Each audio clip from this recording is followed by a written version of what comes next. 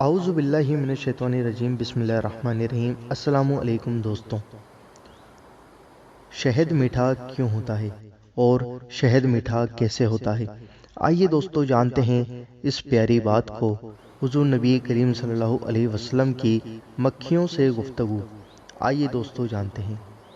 حضرت سیدنا مولانا جلال الدین رومی رحمۃ اللہ تعالی علیہ مثنوی شریف میں فرماتے ہیں، ایک بار حضور صلی اللہ علیہ وسلم نے شہد کی مکھی سے دریافت فرمایا کہ تو شہد کیسے بناتی ہے؟ اس نے عرض کی، یا حبیب اللہ صلی اللہ علیہ وسلم، ہم چمن میں جا کر ہر قسم کے پھولوں کا رس چوستی ہیں، پھر وہ رس اپنے منہ میں لیے ہوئے اپنے چھتوں میں آ جاتی ہیں اور وہاں اگل دیتی ہیں، وہی شہد ہے۔ ارشاد فرمایا، پھولوں کے رس تو پھیکے رہتے ہیں اور شہد میٹھا، یہ تو بتاؤ کہ شہد میں مٹھاس کہاں سے آتی ہے؟ مکھی نے عرض کی، ہمیں قدرت نے سکھا دیا ہے کہ چمن سے چھتے تک راستے بھر آپ صلی اللہ علیہ وسلم پر درود شریف پڑھتے ہوئے آتی ہیں۔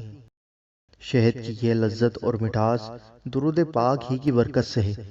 دوستو، آپ دیکھیے کہ کس طریقے سے پھیکے رس کے اندر مٹھاس آ جاتی ہے درود پاک کی برکت سے۔ تو دوستو، ہم کو بھی درود و سلام کثرت سے پڑھنا چاہیے حضور نبی کریم صلی اللہ علیہ وسلم کے اوپر۔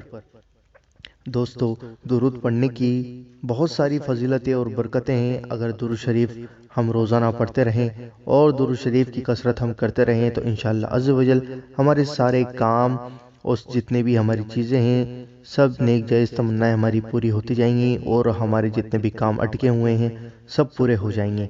دوستو، بس ہمیں چاہیے یہ کہ ہم درود و سلام کثرت سے پڑھتے رہیں۔ مجھے امید ہے آپ درود و سلام کثرت سے ضرور پڑھیں گے۔ دوستو، اللہ عز و جل اپنے محبوب حضور نبی کریم صلی اللہ علیہ وسلم کے صدقے میں آپ کو اور ہم کو درود و سلام پڑھنے کی توفیق عطا فرمائے، آمین اللہم آمین۔ دوستو، ویڈیو کو لائک ضرور کرنا اور اس ویڈیو کو دل کھول کر آگے ضرور شیئر کرنا، اور آپ کے اپنے چینل اللہ دین کو ضرور سبسکرائب کرنا اور بیل آئیکن ضرور دبانا ویڈیو کے نوٹیفیکیشن پانے کے لیے۔